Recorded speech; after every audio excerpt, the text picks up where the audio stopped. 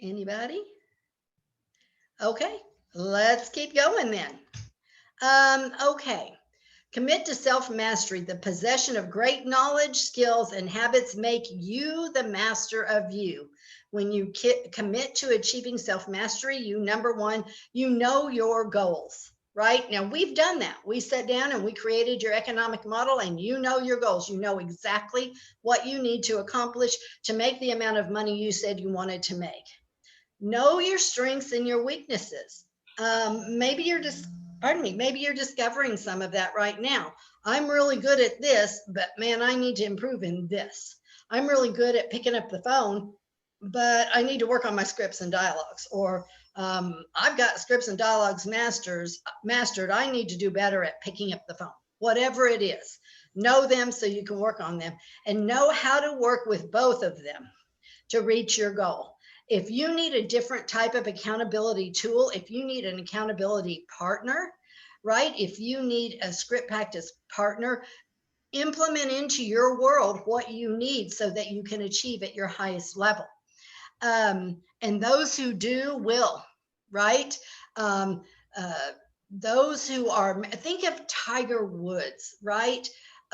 He has like 5 coaches.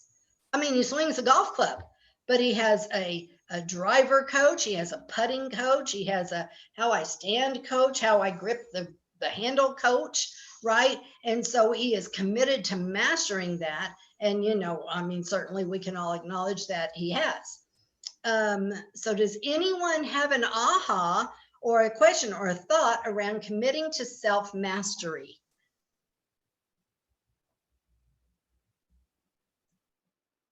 No? Are you liking what you're hearing? Is this helping you? Yes. Hey, by the way, you guys, I see one person. I can't see you. So if you're not talking to me, I don't even know that you're there. So feel free to speak up, yes or no, even if it's a no. So I think I heard Corey saying, yes, you're hearing it, you're learning, it's helping you. Yeah. I just like all the little, for me, self-mastery is just like, because I can talk to anybody, but for me, it's picking up the phone. So that's what I need to work on for my take of it. Okay. And so what do you think is the one thing you could do that is going to help you to be able to be disciplined every day to pick up that phone and do what you need to do? What do you think that is? I know that just getting started, because once I get started, I can roll into it. But for me, it's just going like 3, 2, 1, boom, and saying, like, okay, at 9 o'clock, boom, we're going for it. Gotcha. So no, Build your bunker, have your list, get your earphones in, dial that first dial. That's the hardest, right? The first one is the hardest, and go for it.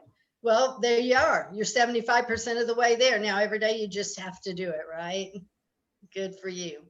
Anyone else have an aha or a thought you want to share on committing to self-mastery?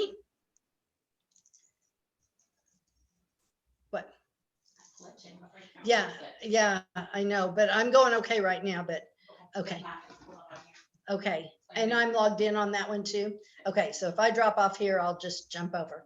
Okay, thank you. Thank you, Danielle. Okay, next we have the 80-20 principle, and we've all heard this multiple times. There's a pattern of predictable imbalance in life. And we've talked all around this. What is important though is that you really know what your 20% is and that you focus on that 20%, because in our business it's very easy to get caught up in the to-do lists and the, you know, in the One Thing book, let me take a bunny trail here. In the One Thing book, it talks about changing a to-do list into a success list. Have you all read that? Say yes. Oh, good job, Corey. Okay, beautiful. And so rather than getting bogged down in all the to-dos, convert that into the priority list and the success list and what's most important. That will keep you focused on your 80%, right? Very important. Any other thoughts or ahas on the 80-20 principle? No? Okay, let's take some time on E to P. Moving from what comes easy to what is harder and painful, maybe even in some cases. So we're all going to achieve, and then we're going to hit a ceiling. And maybe for me, my ceiling's here, and maybe for your ceiling's here, and someone else's ceiling is here. But we're all eventually going to hit a ceiling of achievement. And, number one, it's recognizing it when it happens. I start feeling frustrated. I start having challenges. I get, my business starts dropping off and I get in the rut, and then I have to start over and start building again. And eventually I'm going to hit that ceiling again. And that cycle can happen over and over and over unless you move from being entrepreneur in your business to being purposeful in your business. So, in being purposeful, I'm going to have to identify where are my biggest challenges? Where do I need help? Do I need a coach? Do I need leverage? It's people, systems, or models, right? Do I need another person in my business? Do I need a coach? Do I need better systems so that I gain back more time so that I can move through that ceiling of achievement to the next level, right? Of whatever you choose for that to be. So we call it E to P. And that's a language you'll hear around Keller Williams a lot, right? And you can help others, right? If they say, oh gosh, I'm in a rut. Oh, my business is down. Oh, hey, have you ever heard of E to P?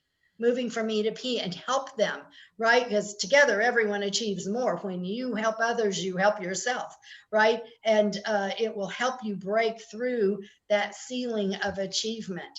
So does anybody have any questions or thoughts around E to P?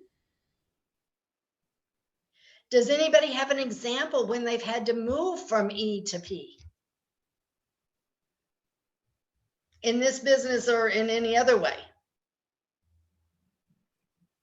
Right? Well, I do. I'll share a story with you. So I've been in this business 35 years. I think I've shared that with you. I sold real estate for 10 years. I entered management with another company, and I came to Keller Williams 22 years ago as a team leader.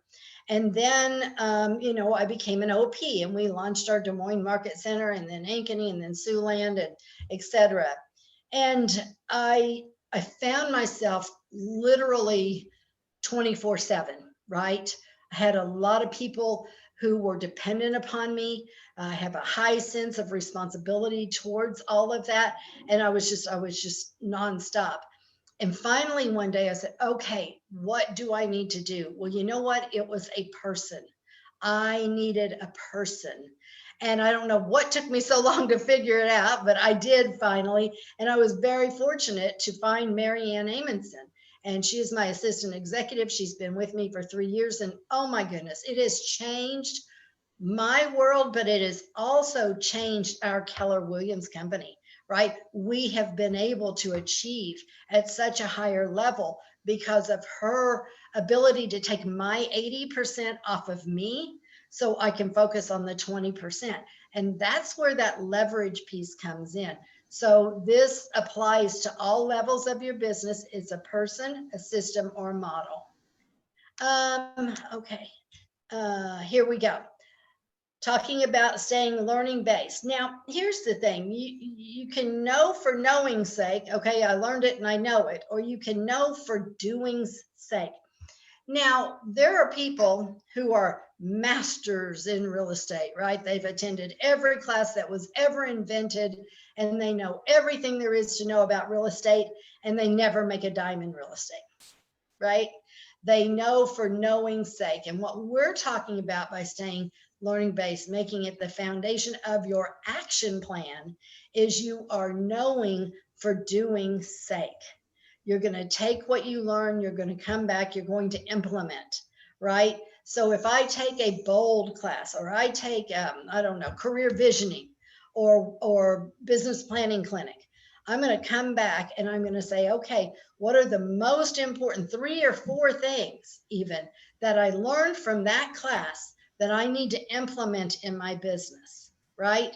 Or maybe it's 5 things, or maybe it's 2, right? But if I just go to a class and then I come out of the class and I stick the book on the shelf and I never look at it again, and I don't implement anything, then my thoughts are going to be, well, I didn't benefit from that class. I'm not going to take it again. Right? Well, it's up to you, right? It's up to you whether you actually implement things that are going to benefit your business and bring you better results. So high achievers have a high level of self-actualization, and they know, for example, when we go to family reunion, I'll meet with our staff and our agents who are going, and I'll say, think about it from this perspective. Where are you in your business today? What is your greatest need? And what are you going to go to that event to learn? Well, I'm going to go there and I want to really talk with people who are achieving at a high level and taking listings, because I know I need to take more listings in my business. Or I'm going to go and I'm going to talk to people who have hired their first assistants, and how did they do it, and what worked and what didn't work. And I'm going with purpose to learn what I need to learn in my business. So rather than people saying, oh, well, I'm not going to go to that because, well, right now it's all virtual and why wouldn't you attend everything? But even when we were traveling, and you'd have hotels and flights and food and all of those things, go to those events with a purpose of what you want to learn and implement and come back and do in your business. You may really be surprised. We have a wonderful agent with us, Barb Wiedemann. I don't know how many of you know Barb. She's out of our Ankeny office. And when she first joined us, I want to say it was mega camp that she attended. I could be wrong. It might have been family reunion, but she went to this session called 90 listings in 90 days. Now, Barb is a very successful agent, right? For years in the industry, high producer. But she came back and she decided she was going to implement that program, 90 listings in 90 days. And I believe it was 68 listings that she took in that 90 days. Now, you guys, she might have taken a dozen, maybe 15, because just in the normal, but because she got really purposeful about it, holy smoke, she like doubled her business. I mean, it's incredible, tripled, I don't even know. Really amazing. So learn for the foundation of your business and learn for doing's sake. Anyone have an aha or a question? No? Okay, I'll keep going. Okay, here's another one on being learning based. So it says, we start out, there's 4 levels of competency. There's unconscious incompetent. I don't know what I don't know, and I can't do what I don't know. And then you gain some knowledge, and then you go to conscious incompetent. Oh, now I know that I don't know how to do that, right? Now I go to wisdom. I am conscious competent. Now I've learned what I need to do, but I have to be really thoughtful about making sure that I do it and get it done. And then I build a habit around that, and I become unconscious competent, right? An example of unconscious competence. I drive the same, well, this is not me, but in general, someone drives the same way from their home to their office and back to their home every day.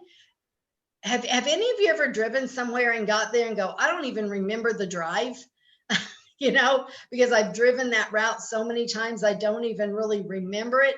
That's unconscious competence, right? I'm not even really, I can't say I'm not paying attention, but I'm doing it unconsciously, right? And this is what we mean with scripts and dialogues, you guys. You want to learn that at such a level that it just becomes a part of your conversation. It's not that I'm saying a script. I understand the script. I know the words. I know where and how to say the words. And now it just becomes a part of my natural conversation with a buyer or a seller or in a negotiation or whatever, right? Because I've learned it at such a high level. Does that make sense? Yes. So can any of you give me an example of when you've gone from unconscious incompetent to unconscious competence? I have one. For me, when I worked at when I used to work at Hy-Vee, I was in the accounting department, and I was in charge of like 4 to 5 stores to do their books for the day. When I hurt my back, I was on some medication that made me kind of loopy, and I probably shouldn't have been working, but I still just went to work, and I didn't remember anything for that day, but I still got my work done and everything, just because everything was just all muscle memory for me. Wow. So like that, like I probably shouldn't have been working, but that's one thing. And also like my punch, when you punched in, I can never tell you my number, but you know, whenever I went to the punch clock, you could just punch it in. Right, exactly, because it was even muscle memory and Yep. and that is exactly what we're talking about. And if you'll think of that when you're talking about you know, your real estate activities and your scripts and those kinds of things, you will see your success levels increase, right? Because you know when the seller goes down this path, let them finish what they're saying. You know already where you're going to go with what you're going to say, right? So don't interrupt them, but let them finish what they're saying. And then you know where to go with that dialogue. And it can be such a natural conversation rather than I'm telling you a script. And so I hope that is very helpful. Does anyone else have one they want to share? No? Okay. Remove your limiting beliefs. High achievers remove beliefs from their thinking that hold them back. How many of you use affirmations? And you'll have to speak up because I can't see you all. Affirmations. Like every day you're going to say these affirmations. Anybody? Guys, I will share with you, if you ever have doubts or limiting beliefs, write an opposite affirmation and read it every day. Read it multiple times. Have it on your bathroom mirror, have it, you know, on your wall in your office or wherever you're doing your work, and read it every single day.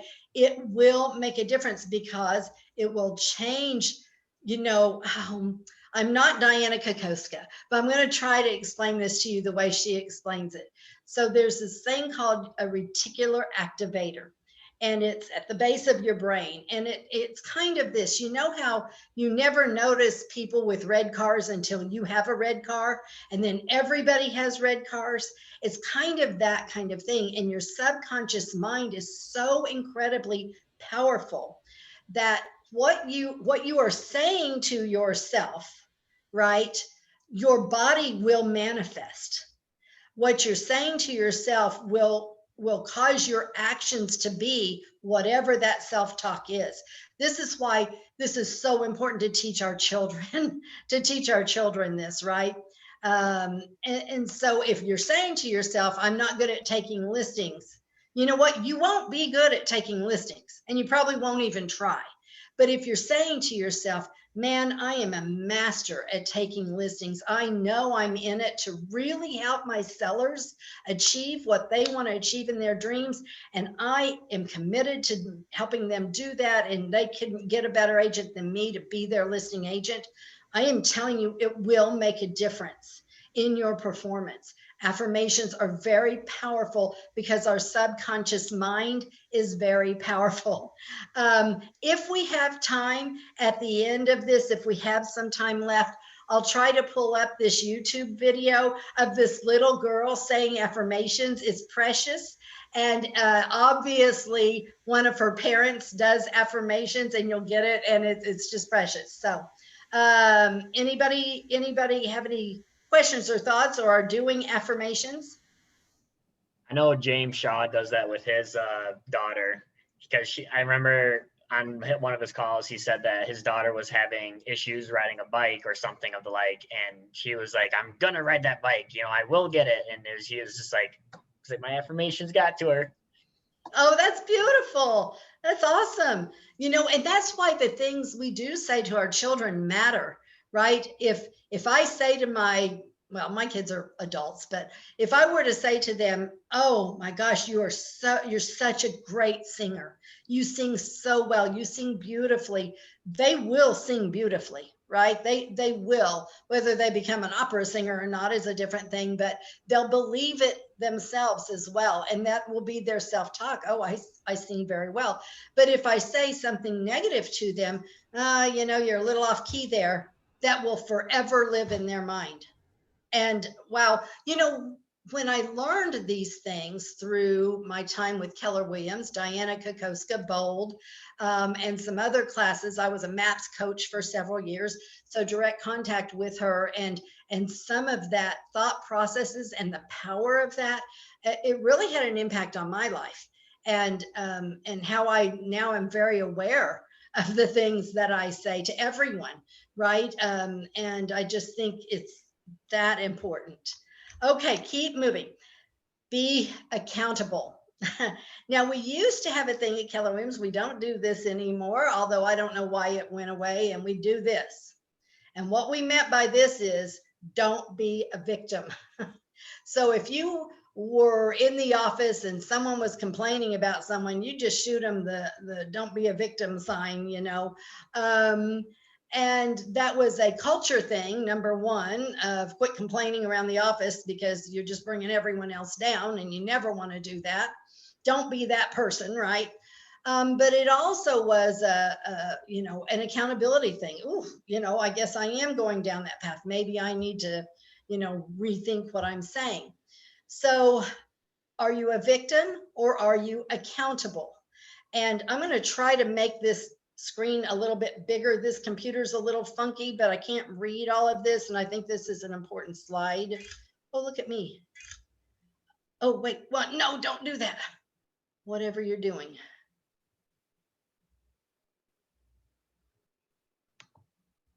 Oh no, don't do that either. Let me see, can You can do it. I can do it. Okay, here we go. Affirmations. Affirmations, I can do it. Okay, but I still can't read this. Are any of you, and I don't have my glasses in here with me, can any of you read down the victim side for all of us so we can all? I can read it.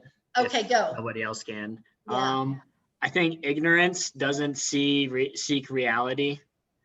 Number 2, fights reality, so denial. Projection, so they blame. Deflection, personal excuses. I think that's resignation. And then number 5, wants and hopes. So like the victim status quo. Yeah, and hope is not a strategy, guys. Hope is not a strategy. So knowing these and being able to recognize all the victim side of the scenario is important. Now let's take a look at the being accountable side. So Corey, could you read that for us also? Yeah, first one seeks reality, and it describes awareness. Number 2 acknowledges reality, and then that turns into clarity. 3 is owns it, and it turns into energy and focus. 4 is finds solutions, and that turns into possibilities. And then 5 is gets on with it, and that leads to action plans. There you go, leads to action plans. So being accountable, whether always to yourself, but whether it's your spouse or your coach or your team leader, right? Be on this accountable side of the equation, and you will always win. You will always be ahead and achieve at a higher level. I'll give you an example. So one day I was a team leader, and one day we were needing to move some furniture. And so this person who was helping us came and immediately said, oh, well, we can't do this, it's too heavy. And I said, oh, you know what, we're just going to get a couple of people to help us, and we've got a dolly and we can do it. So went and got the dolly, got a couple of other people, and then it was, well, you know what, the halls are too skinny and we won't be able to fit it through. Okay, well, let's just set it up on the end and we can navigate this corner and we can get there. And then it's, well, there's not enough room in this space where we were going to put this, there's not enough room, we can't fit it in. Oh, okay, well, let's move this box and let's put this up here, and now we have plenty of room. So are you a victim? That person was very much a victim. Or are you, accountable and looking for solutions? Are you even getting clarity around what needs to happen and how to make it happen and finding a solution, right? And it's just a clear example of victim mentality versus accountability. We're going to move this thing and we're going to find a way to make it happen no matter what. But that's just one example. Does anyone else have an example they would like to share about victim versus accountability? Anybody? Okay. Well, I have a good example. It doesn't Okay. really have anything to do with real estate, but That's when okay. I was going through perimenopause and I was having hot flashes, I learned that that was all due to stress. So every night when I went to bed, I would say, I am cool, I am calm, I will sleep all through the night. And I was able to get away from it and I was able to sleep all night long. It was just an affirmation every single night. Wow, good for you. That's powerful. I love that. I should do that. So good job, right? Yeah, so it can apply in every aspect. I'm going to try to get through this so I can pull up that video. You guys are going to love it. So let's see. Next slide is, can it go to the next slide? Come on.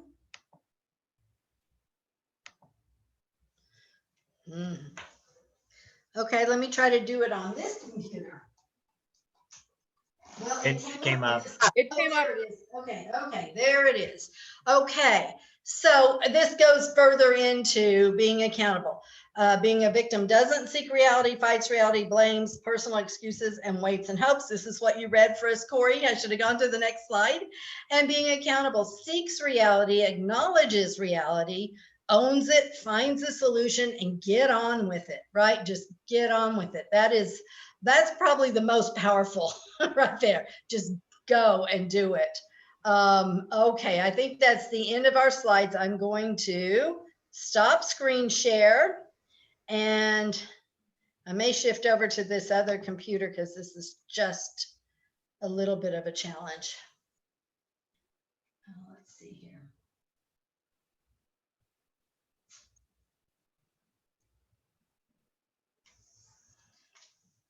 Hang on a moment.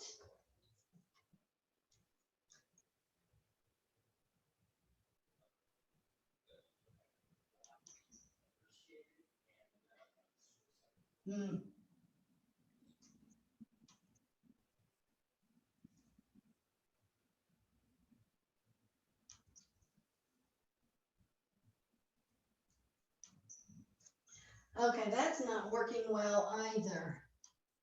Let's see.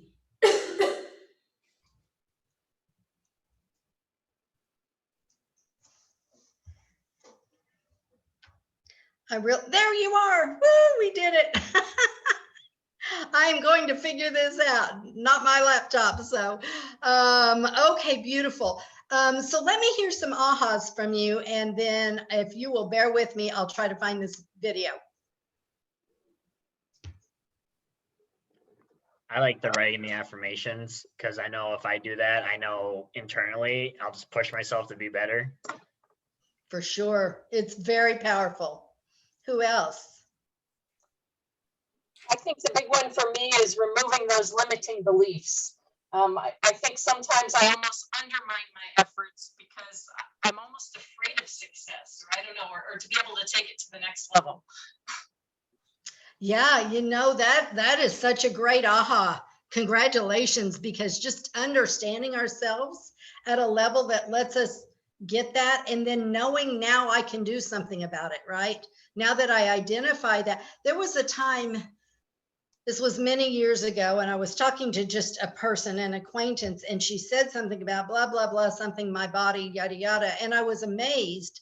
And I said, wow, I'm impressed that you know yourself that well, right? And it was a real clear message to me. Do I know myself that well that I would be able to say that? I can't even remember what the issue was at the time, but it made me much more aware, right? To be able to know myself that well and be disciplined in my thoughts and be disciplined in my actions versus whatever might happen out there. We will never succeed at the highest levels if we're not being really purposeful about doing it. It's just, some people have great natural talent at something, but just like Tiger Woods, but they also have coaches and discipline and time in and etc. Right? Anyone else have an aha to share? And then I'll see if I can find this video. Anybody? Okay, let's see here if I can figure this out. Share screen. Okay. Bless you. Thank you.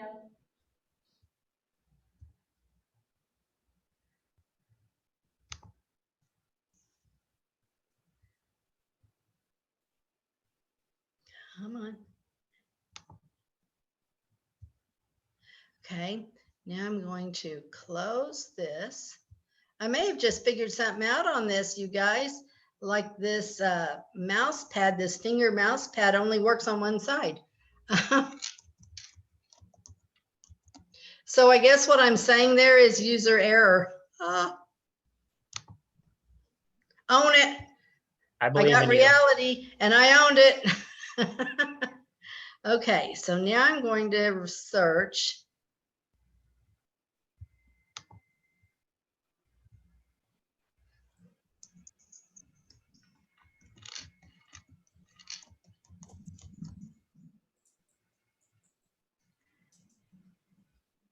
Well, let's just enter and see what videos come up. I'm sure this video has been seen many, many times. I may have to put in a little more information to get there. That seemed like a wild one. Hey, it's out of my control what shows up on this. Let's see. One of the options was children, affirmations, children. Okay, For children. kids. Here.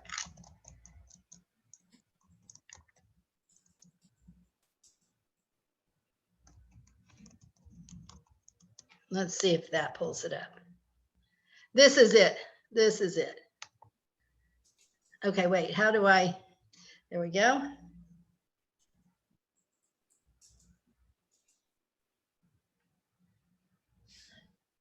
I don't know what's happening now. What just happened? Commercials. 2, 1, and then you can skip it. Okay, hang on. I want to do no thanks on this, right? Yep.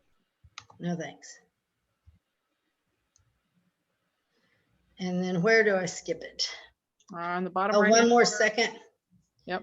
Oh, I dang let it. it play for one more second and then you're not supposed to click on it. Well, see, that's the thing. The way this mouse is working, I don't.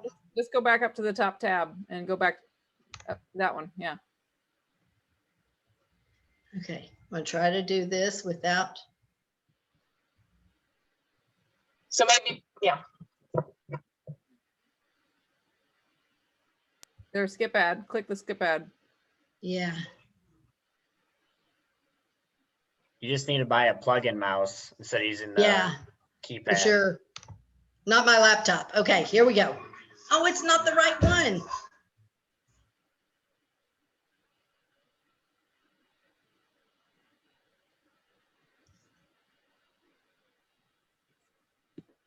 Oops.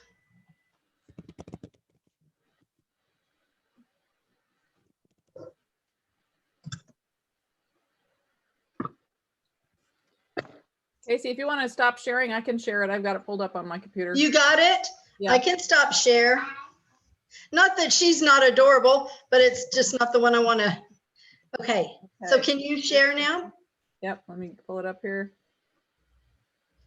Do I have to make you a co-presenter or something? I just gotta get it going here. And that Okay. one. This unforgettable vacation memory. It didn't actually begin here. This is the VRBO. This memory began when Dad booked his family's Skip ad. Look, I can be a shark. Now my whole house is great. I can do anything good. I like my school. I like anything. I like my dad. I like my cousins. I like my aunts. I like my Allisons. I like my mom. I like my sisters. I like my dad. I like my hair. I like my hair. I like my haircuts. I like my pajamas. I like my stuff. I like my room. I like my whole house.